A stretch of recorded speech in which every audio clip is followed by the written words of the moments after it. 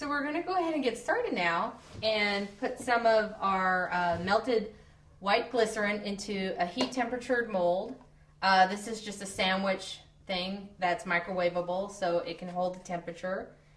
We're going to put enough in to color and scent. Careful, these things do get a little warm because temperature is pretty high. Almost looks like milk, doesn't it? And we want to go a little bit more here. Let's see.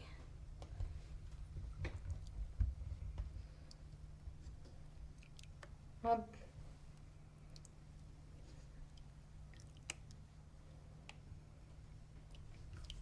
halfway would be good. And if you do have your milk pots on, make sure that the setting temperature is at a warm and not at melt, because otherwise it will start boiling.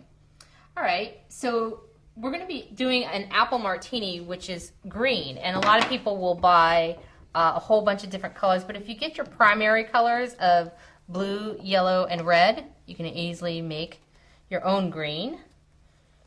And I'm just going to put in 1 drop of colorant, and if you remember, these are made for glycerin. You don't ever want to use a vegetable-based food coloring like you would for food.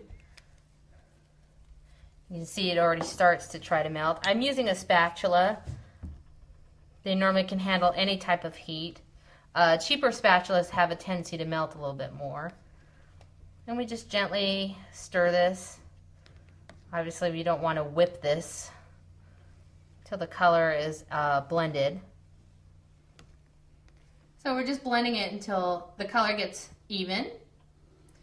And we want to add our coloring, we want to add our scent to this, but before we do, we have to make sure that the temperature is not too high. If it's a little bit cool to the touch, then it's the right time to put in scent, because there's a flash point that if you put in scent, then the scent won't stay within the soap. And actually, I didn't check which flavor was which. Okay, so this one's apple. Sorry about that. And I actually put in a lot because these scents tend to be a little bit more weakened. This is actually from Life of the Party scents, and they tend to weaken the scent, so I like to make them a little bit stronger. They come out at 1 drop at a time. Okay.